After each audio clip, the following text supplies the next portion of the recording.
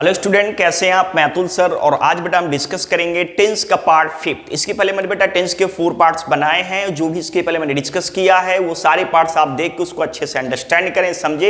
इसके बाद टेंस का पार्ट 5 देखें। तो टेंस के पार्ट 5 में हम डिस्कस करेंगे फ्यूचर इंडेफिनिट। फ्यूचर इंडेफिनिट हम समझेंगे फ्यूचर इंडेफिनिट होता क्या है, इसमें किस प्रकार के प्रॉब्लम्स पूछी जाती हैं, किस प्रकार के एरर्स बनते हैं, सारी चीजें हम डिटेल में डिस्कस करेंगे फ्यूचर इंडेफिनिट में। तो बेटा देखिए, फ्यूचर इंडेफिनिट जब कभी हम कोई काम फ्यूचर में करने की बात करेंगे तो वो आके जाएगा किसमें? Future indefinite. मतलब यदि कोई काम हम फ्यूचर में करने की बात करेंगे तो फ्यूचर इंडेफिनिट में बनता है, और यदि कोई काम हम फ्यूचर में खत्म होने की बात करेंगे तो वो फ्यूचर आपका परफेक्ट बनेगा। और यदि कोई काम हम फ्यूचर में जारी रहने को इंडिकेट करेंगे, मतलब कोई काम जो फ्यूचर में जारी हो वो फ्यूचर आपका कॉन्टिन्यूअस में आपका बनेगा। तो फ्यूचर इंडेफिनिट का मतलब यदि कोई हम काम फ्यूचर में करने की बात करेंगे तो फ्यूचर इंडेफिनिट मतलब फ्यूचर एक्शन को बताता है। जैसे मैं वहां जाऊंगा, मैं तुमसे मिलूंगा, मैं ऐसा करूंगा, मैं उसे पढ़ाऊंगा, मैं उसे समझाऊंगी, सब इंडिकेट कर रहा है फ्यूचर एक्शन। मतलब फ्यूचर इंडेफिनिट का मतलब फ्यूचर एक्शन,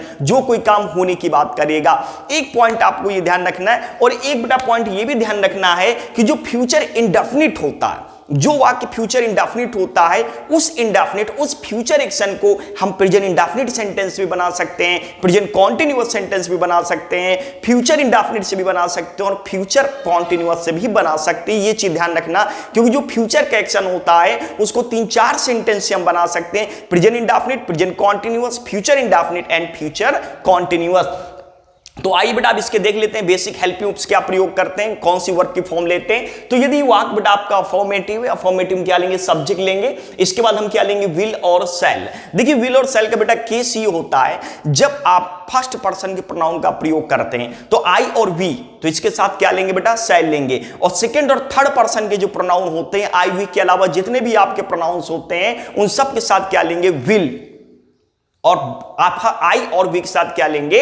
शैल लेंगे। लेकिन कभी कभी ऐसा होता है कि आई के साथ भी आपका विल लग जाता है, ही के साथ आपका शैल लग जाता है। तो सीधा सा कॉन्सेप्ट आपको ध्यान रखना है, आप जिसके साथ विल लेते हैं अगर उसके साथ शैल ले लेते हैं, और जिसके साथ शैल आता है उसके साथ यदि आप विल ले लेते हैं, तो भाव में डिफरेंस थोड़ा सा आ जाता है, बाकी कोई ग्रामेटिकल एरर नहीं होती। डिफरेंस बेटा आपका ये आता है, जैसे ही विल गो तो ये नॉर्मल वाक्य हो गया, वो जाएगा मतलब जा सकता है, और ही शैल गो तो मतलब वो निश्चित जाएगा। कहने का मतलब जिनके साथ आप विल लेते हैं यदि आप उनके साथ शैल ले लेंगे, और जिनके साथ शैल लेते हैं उनके साथ यदि आप विल ले लेंगे, तो वाक्य गलत नहीं होता है कभी, केवल जोर देने का सेंस आ जाएगा, सर्टेनिटी का सेंस इंडिकेट करेगा। जैसे मैं जाऊंगा तो आई शैल गो, मतलब पॉसिबिलिटी जाने की आई शैल गो, और मैं निश्चित जाऊंगा तो आई विल गो, वह जाएगा। ही विल गो, वो निश्चित पक्का जाएगा, ही शैल गो।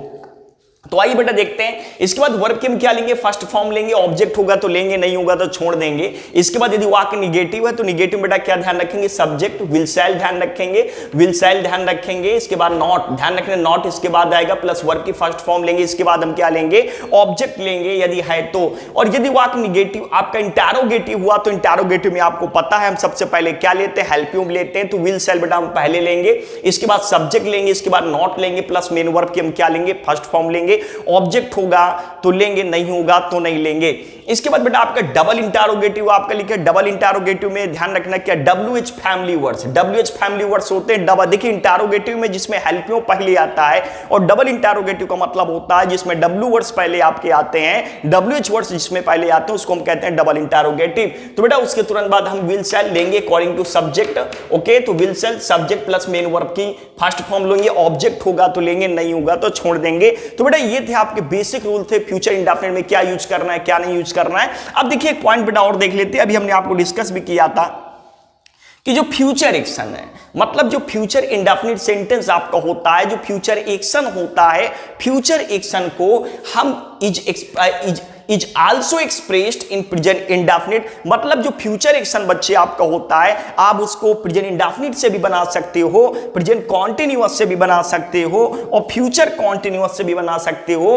कहने का मतलब आप जो वाक्य फ्यूचर इंडेफिनिट में बनाते हैं, जैसे मैं अगले सप्ताह जाऊंगा, तो आप ये भी कह सकते हो I shall go next week, I shall be going next week, I am going next week, I go next week. मतलब जो फ्यूचर इंडेफिनिट का वाक्य होता है जो आप फ्यूचर में बनाते हो, वो फ्यूचर इंडेफिनिट इंडेफिनिट का सेंटेंस आप प्रेजेंट इंडेफिनिट में भी बना सकते हो, आप प्रेजेंट कॉन्टिन्यूअस में भी बना सकते हो, आप प्रेजेंट कॉन्टिन्यूअस के अलावा फ्यूचर इंडेफिनिट में तो आपका बनता ही बनता है, और आप फ्यूचर कॉन्टिन्यूअस में भी बना सकते हो। लेकिन अगर बात की जाए, अगर कई सारे ऑप्शन इस प्रकार के आ जाए तो सबसे बेस्ट कौन सा होगा, तो सबसे जो बेस्ट माना जाता है वो आपका प्रेजेंट कॉन्टिन्यूअस माना जाता है, वरना ग्रामेटिकल कोई एरर नहीं होती। जैसे मैं कल जाऊंगा तो आई शैल गो नेक्स्ट वीक, आप इसको ऐसे बना सकते हो, मतलब मैं अगले सप्ताह जाऊंगा, I will go next week, और आप इसको ऐसे बना सकते हो, I am going next week. तो दोनों सही है, और दोनों ऑप्शन में दिया हो तो जो बेटर होगा I am going next week.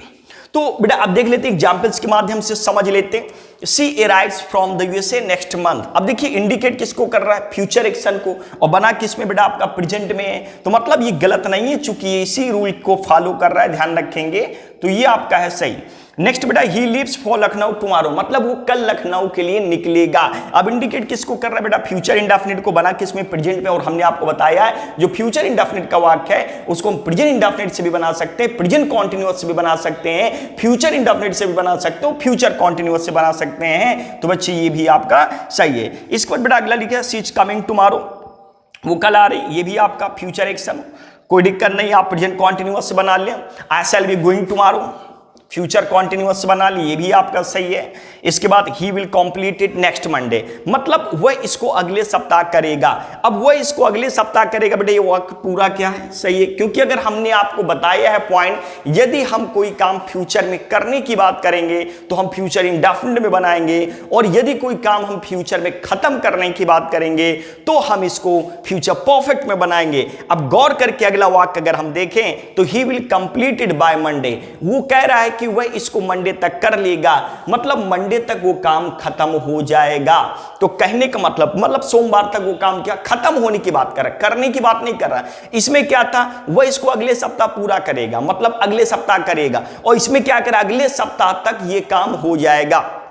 जैसे फिर एक और अच्छे समझ लेते हैं इसको हिंदी में, जैसे वाक्य आपको दिया जाए कि मैं ये काम कल करूंगा, तो मैं ये काम कल करूंगा, फ्यूचर को इंडिकेट कर रहे हैं, फ्यूचर में काम करने की बात कर रहे हैं। और अगर ये कह दे मैं ये काम कल तक कर लूंगा, तो जो तक आ गया, कल तक आ गया, मतलब कल तक वो काम खत्म हो जाएगा, मतलब कंप्लीट एक्शन को इंडिकेट कर रहा है। जैसे कहा जाए मैं ये परीक्षा, मैं ये एग्जाम 2022 में दूंगा, या मैं ये उपलब्धि 2022 में पाऊंगा, तो मतलब ये पाने की बात कर रहा है, पाऊंगा। अगर कह दे 2022 तक मैं इस उपलब्धि को प्राप्त कर लूंगा, तो 2022 तक ये क्या काम हो जाएगा। सीधा सा क्वेश्चन ये है कि अगर फ्यूचर में हम कोई चीज करने पाने की बात करते हैं तो इंडेफिनिट, और फ्यूचर में कोई काम खत्म होने की बात करते हैं, मतलब वो एक्शन वहां जब ये टाइम इंडिकेट कर दिया जाए कि फ्यूचर में ये काम यहां से खत्म हो जाएगा, जैसे 2023 तक मैं इसको पूरा कर लूंगा, तो मतलब 2023 तक ये काम क्या हो चुका होगा, कंप्लीट हो चुका होगा, पूरा हो चुका होगा। ये चीज आप ध्यान रखेंगे, इसमें जरूरी नहीं आपका चुका होगा है। ओके, तो बेटा यहां पर यही गलती है, he will complete it by Monday नहीं होगा, ही विल हैव कंप्लीटेड, ये आपका बनेगा he will have completed it, He will have completed it by Monday, वह इसको मंडे तक, सोमवार तक आपका एक प्रकार से पूरा कर लेगा।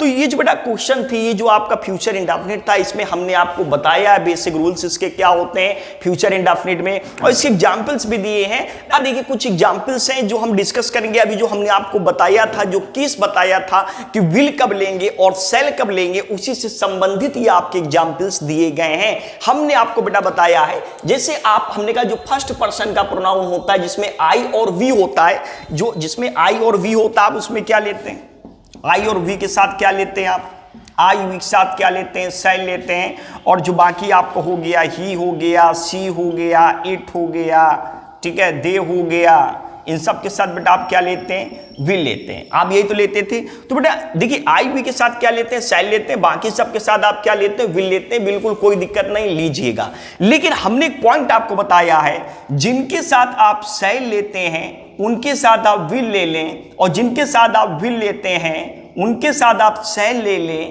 तो गलत नहीं होता है, ग्रामेटिकल एरर नहीं होता है, केवल भाव में परिवर्तन हो जाता है। अंतर इतना आता है, फिर उस सेंस में जोर देने का सेंस आ जाएगा, सर्टेनिटी का सेंस आ जाएगा, डिटर्मिनेशन का सेंस आ जाएगा। अब जैसे इस वाक्य को हम देखेंगे, यू शैल नॉट मूव। देखिए यू के साथ वैसे लेते क्या, विल लेते, और शैल ले लिया तो क्या ये गलत है? गलत बिल्कुल नहीं है, बस इसका भाव ये बदल गया। यहां जो सेंस आ गया यू शैल नॉट मूव, मतलब तुम बिल्कुल हिलोगे नहीं, आप मूव नहीं कर सकते, आप हिल नहीं सकते, मतलब जोर दे दिया, एम्फसाइज कर दिया, एक प्रकार से ऑर्डर कह सकते हैं। इसके बाद दूसरा लिखा दे शैल बी अवॉर्डेड। अब देखिए दे के साथ विल आता है, लेकिन शैल लगा देंगे तो गलत हो जाएगा क्या? बिल्कुल गलत नहीं होगा, दे शैल बी अवॉर्डेड पूरा सही है। और दे शैल बी अवॉर्डेड यदि बच्चे इसमें आप लगाएंगे तो इसमें ये जो सेंस आपका हो जाएगा, मतलब उसको निश्चित रूप से, उनको निश्चित रूप से अवार्ड किया जाएगा।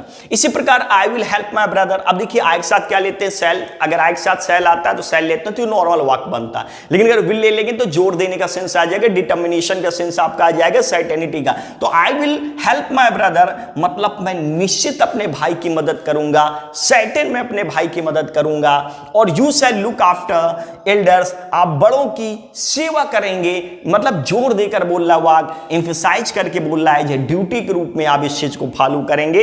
इसके बाद आई शैल बी ड्राउन, मतलब मैं डूब जाऊंगा, जोर देकर बोला, अरे नहीं मैं डूब जाऊं, डिटर्मिनेशन शो कर रहा है। और आई विल बी ड्राउन मतलब नहीं, सॉरी बेटा, तो जो आई विल, देखिए आई के साथ शैल आता है बिल्कुल से, आई शैल बी ड्राउन, ये पॉसिबिलिटी बता रहा, पॉसिबिलिटी कह सकते हैं एक प्रकार से, मतलब बहुत ज्यादा एम्फसाइज नहीं, बहुत ज्यादा जोर नहीं है सेंटेंस में। लेकिन आई विल बी ड्राउन मतलब डिटर्मिनेशन को शो कर रहा है, मतलब वो निश्चित रूप से डूब जाएगा, पक्का डूब जाएगा, ये केस। तो आपको कॉमन सेंस जो बेटा आपको अपने दिमाग में रखना है, ये रखना है कि जिनके साथ विल ले लेते हैं, मतलब जिनके साथ विल आता है, यदि उनके साथ शैल ले लेते हैं, और जिनके साथ शैल आता है अब उनके साथ विल ले लेते हैं, तो वाक्य गलत नहीं होता है, बस सेंटेंस में जोर देने का सेंस आ जाता है।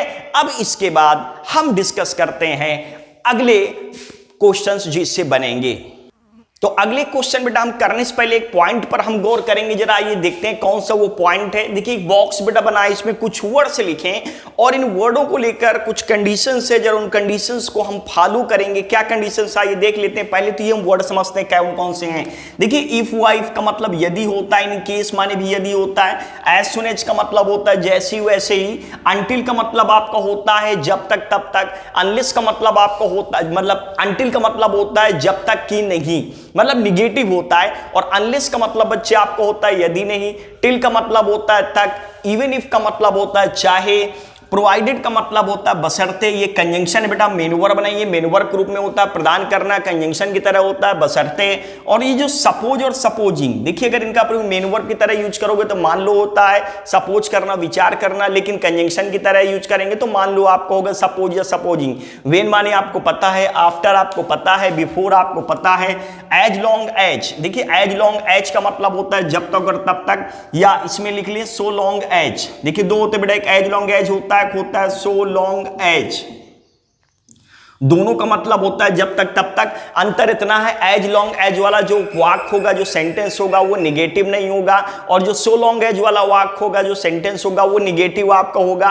और बाय द टाइम का मतलब भी आपको होता है जब तक, और आपको होता है तब तक। मतलब ये वर्ड्स हमने इसलिए लिखे हैं चूंकि ये वर्ड्स ज्यादातर फ्यूचर एक्शन में यूज होते हैं। कहने का मतलब बेटा है, आपको ध्यान ये रखना है, ये जितने भी वर्ड्स लिखे हैं, ये जितने भी वर्ड्स लिखे हैं, इन शब्दों के साथ कभी भी हम फ्यूचर टेंस का प्रयोग नहीं करते हैं। मतलब जिस पार्ट में ये शब्द लिखा है तो वो टेंस, कहने का मतलब जिन पार्ट में ये वर्ड्स लिखे वो पार्ट हम फ्यूचर न बनाकर हमेशा प्रेजेंट में बनाते हैं। ये चीज आप खास बात ध्यान रखेंगे कि जितने भी वर्ड्स लिखे हैं, यदि इन शब्दों का प्रयोग फ्यूचर टेंस में किया गया हो तो वो टेंस फ्यूचर न बनाकर हम प्रेजेंट में बनाएंगे। प्रेजेंट का वो सेंस के अकॉर्डिंग इंडेफिनिट भी हो सकता है, कॉन्टिन्यूअस भी हो सकता है, परफेक्ट भी हो सकता है, परफेक्ट कॉन्टिन्यूअस भी हो सकता है। और इससे क्वेश्चन अक्सर आता है, कंडीशनल सेंटेंस में भी वर्ड्स हमने आपको डिस्कस किए हैं। और आज फिर मैं बता रहा हूं को ध्यान रखेंगे, अगर इन शब्दों के साथ फ्यूचर टेंस हो तो टेंस फ्यूचर न बनाकर आप प्रेजेंट बनाइए। कहने का मतलब इन शब्दों के साथ विल, शैल और वुड का प्रयोग कभी नहीं किया जाएगा। तो आइए अब देखते हैं इसके संदर्भ में एग्जांपल्स। तो बेटा यहां लिखा है व्हेन यू विल कम। अब आपको हमने बताया व्हेन वाला पार्ट फ्यूचर में नहीं बनता, सिंस वो फ्यूचर का देगा, लेकिन बनेगा बेटा आपका प्रेजेंट में, तो हम विल यहां से हटा देंगे, सिंस वो फ्यूचर का देगा। व्हेन यू कम, जब तुम आओगे तब तुम्हें दंडित किया जाएगा, डांटा जाएगा। टेकन टू टास्क, देखिए बेटा ये आपका एक प्रकार से फ्रेज है, टेक टू टास्क माने होता है दंडित करना होता है, डांटना होता है। इसके बाद अगला जो क्वेश्चन आपका है if you will reveal it, तो बेटा विल इससे हट जाएगा, यदि आप इसका खुलासा करेंगे। रिवील माने होता है खुलासा करना, और एप्रीहेंड का मतलब होता है गिरफ्तार करना। रिवील माने होता है खुलासा करना, एप्रीहेंड का मतलब होता है गिरफ्तार करना, कि आपको गिरफ्तार कर लिया जाएगा। इसके बाद बेटा अगला क्वेश्चन लिखा है if you wouldn't go there, तो हम वुडंट नहीं लगाएंगे, डोंट लगाएंगे, चूंकि हमने आपको बताया इन शब्दों के साथ विल, शैल और वुड का प्रयोग कभी जीवन में नहीं किया जाएगा। तो ध्यान रखेंगे if you don't go there, यदि तुम वहां नहीं जाओगे, तो कास्टिगेट का मतलब बेटा डांटना भी होता है और आलोचना करना भी होता है, जिसे कहते हैं क्रिटिसाइज, आलोचना करना भी होता है। तो बेटा ये था आपका फ्यूचर इंडेफिनिट, जिसके अंतर्गत मैंने कई टाइप्स के क्वेश्चंस आपको कराए हैं। अब इसके बाद हम डिस्कस करेंगे फ्यूचर कॉन्टिन्यूअस। तो फ्यूचर बेटा कॉन्टिन्यूअस, आइए पहले हम देख लेते हैं फ्यूचर कॉन्टिन्यूअस होता क्या। देखिए फ्यूचर कॉन्टिन्यूअस का प्रयोग किस किस जगह करते हैं, किस किस केस में करते हैं, किस किस कंडीशन में करते हैं। तो जरा ये मैं दो कंडीशंस आपको बता देता हूं। एक तो बेटा कंडीशन ये होता है जब कोई काम फ्यूचर में हो रहा हो, मतलब फ्यूचर में हम उस समय की बात करेंगे जिस समय काम जारी हो, जिस समय काम चल रहा हो, जिस समय काम कोई हो रहा हो। जैसे वह आ रहा होगा, वह पढ़ रहा होगा, वो ऐसा कर रहा होगा, वो खेल रहा होगा, वो वहां जा रहा होगा, वो इधर उधर घूम रहा होगा। तो हम उस समय की बात करेंगे फ्यूचर में जिस समय कोई काम चल रहा हो, जिस समय कोई एक्शन प्रोग्रेस में हो चुकी। कॉन्टिन्यूअस का मतलब तो आपको पता ही क्या होता, when the action is going on, जब कोई एक्शन चल रहा हो। तो फ्यूचर में अगर कोई काम चल रहा हो, जारी हो, उस समय को इंडिकेट करने के लिए फ्यूचर कॉन्टिन्यूअस का प्रयोग करते हैं। और एक चीज हमने और आपको बताई है कि फ्यूचर कॉन्टिन्यूअस का प्रयोग आप कर सकते हैं प्रेजेंट इंडेफिनिट के केस में भी। कहने का मतलब अगर कोई सेंटेंस फ्यूचर इंडेफिनिट में बना है, फ्यूचर इंडेफिनिट को इंडिकेट कर रहा है, तो आप उस सेंटेंस को फ्यूचर कॉन्टिन्यूअस में भी बना सकते हैं। कहने का मतलब फ्यूचर कॉन्टिन्यूअस जो आपका है can be also used in future indefinite, मतलब फ्यूचर इंडेफिनिट के केस में भी यूज कर सकते हैं। जैसे मैं कल जाऊंगा,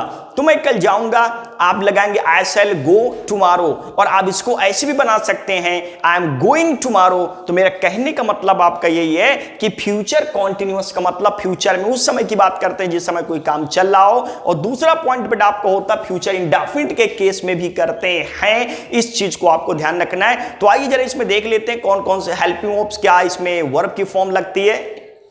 तो बेटा ध्यान रखेंगे अगर सेंटेंस आपका अफर्मेटिव तो हम क्या लेंगे, सब्जेक्ट लेंगे, सब्जेक्ट के बाद विल शैल लेंगे, और कहां विल लगना है कहां शैल लगना है कंडीशन हमने डिटेल में डिस्कस कर चुका हूं कि किस कंडीशन में विल लगाएंगे, किस कंडीशन में शैल लगाएंगे। तो इसके बाद फिर क्या लेंगे, बी लेंगे, ध्यान रखेंगे। बी के बाद वर्ब की हम क्या लेंगे, आईएनजी फॉर्म लेंगे, ऑब्जेक्ट होगा लेंगे, नहीं होगा छोड़ देंगे। इसके बाद यदि वाक्य आपका निगेटिव हो गया तो सब्जेक्ट बाद हेल्पिंग वर्ब विल या शैल लेंगे। इसके बाद नॉट, ध्यान रखना अगर निगेटिव वाक्य आपका बनता है तो निगेटिव वाक्य यदि बनेगा तो ध्यान रखना बी बाद में लेंगे, नॉट पहले लेंगे, he will not be going there, ठीक है। और मेन वर्ब की कौन सी फॉर्म लेंगे, आईएनजी, ऑब्जेक्ट है तो लीजिए, ना हो तो मत लीजिएगा। और यदि वाक्य आपका इंटरोगेटिव बनता है तो इंटरोगेटिव में विल शैल पहले आपका आएगा। इसके बाद हम क्या लेंगे, सब्जेक्ट लेंगे, इसके बाद क्या लेंगे, बी लेंगे, ध्यान रखना बी बाद में लेंगे इंटरोगेटिव में। मेन वर्ब की आईएनजी फॉर्म ऑब्जेक्ट हो तो लिखे, ना हो तो कोई बात नहीं। और इसके बाद डबल इंटरोगेटिव, कहने का मतलब डबल इंटरोगेटिव का मतलब आपको होता है WH फैमिली वर्ड्स, ध्यान रखना है, जिसमें WH फैमिली वर्ड्स पहले आते हैं। इसके बाद हम विल शैल जो भी हेल्पिंग वर्ब होगी लेंगे, सब्जेक्ट आएगा, सब्जेक्ट के बाद बी होगा, बी के बाद मेन वर्ब की हम आईएनजी फॉर्म लेंगे, और ऑब्जेक्ट होगा तो लेंगे और नहीं होगा तो छोड़ देंगे। कहने का मतलब आपका ये है। तो बेटा ये थे हेल्पिंग वर्ब जो आप यूज करेंगे। अब इसके माध्यम से एग्जांपल्स के माध्यम से मैं थोड़ा और आपको क्लियर कर देना चाहता हूं। तो आइए जरा एग्जांपल्स पर भी गौर कर लेते हैं। पहला जो एग्जांपल्स बेटा लिखा है, he will be waiting for me when I reach there, कहने का मतलब जब मैं वहां पहुंचूंगा। और हमने आपको बताया व्हेन का पार्ट फ्यूचर में नहीं बनता, सिंस वो फ्यूचर का देगा, लेकिन बनता किसमें, प्रेजेंट में बनता। अब यहां गौर कर सकते हैं, अगर मैं यहां पर लगा देता when I will reach there तो ये गलत हो जाता। तो व्हेन आई रीच देयर, जब मैं वहां पहुंचूंगा, तो ही विल बी वेटिंग फॉर मी, वो मेरा इंतजार कर रहे होंगे। कहने का मतलब जब मैं वहां पहुंचूंगा तो उस समय वो मेरा इंतजार कर रहे होंगे। इसके बाद दूसरा देखते हैं, what will he be doing when you visit him, जब आप उसके पास जाएंगे तो उस समय वो क्या कर रहा होगा। मतलब जब आप वहां जाएंगे, उसके पास जाएंगे तो उस समय जो कर रहा होगा, मतलब स्टेट ऑफ प्रोग्रेस सेक्शन, उस समय वो क्या कर रहा होगा उसकी बात कर रहा है। तो बेटा देखिए ये भी आपका सही है और बच्चे ये भी आपका सही है। इसके बाद बच्चे आपका अगला लिखा है, it will be raining. It will be raining when you reach, जब आप वहां पहुंचेंगे तो भैया वहां पर बारिश हो रही होगी। मतलब जब आप पहुंचेंगे तो उस समय बारिश हो रही होगी, मतलब आपके पहुंचने के समय वो काम जारी होगा। इट विल बी रेनिंग, ध्यान रखना। इसके बाद अगला बेटा, she will be watching movie on television now, मतलब अब वो टेलीविजन में मूवी देख रही होगी। जैसे हमने फ्यूचर पॉसिबिलिटी की बात की, फ्यूचर एक्शन मतलब जो कॉन्टिन्यूअस सिचुएशन में हो, वो पॉसिबिलिटी के भी केस में हो सकता है, डिटर्मिनेशन के भी केस में आपको हो सकता है, ड्यूटी के केस में भी हो सकता है। इस चीज पर आप गौर करेंगे। तो बेटा टेंस के पार्ट 5 में आज मैंने डिस्कस किया है फ्यूचर इंडेफिनिट और फ्यूचर कॉन्टिन्यूअस के इंपॉर्टेंट यूजेस, और इसमें हमने इंपॉर्टेंट एग्जांपल्स भी आपको कराए हैं। अब जो मेरा अगला सेशन होगा, जो मैं टेंस का जो पार्ट 6 लेकर आऊंगा, उसमें मैं डिस्कस करूंगा future perfect and future perfect continuous. और इसी प्रकार से मेरे सारे वीडियोस देखते रहिएगा। जो वीडियोज आप देख रहे हो उनको अच्छे से समझिएगा, जहां कोई प्रॉब्लम है डिस्कस करिएगा और इनको शेयर करते रहिएगा, लाइक करते रहिए, सब्सक्राइब करते रहिएगा। Thanks for watching this video.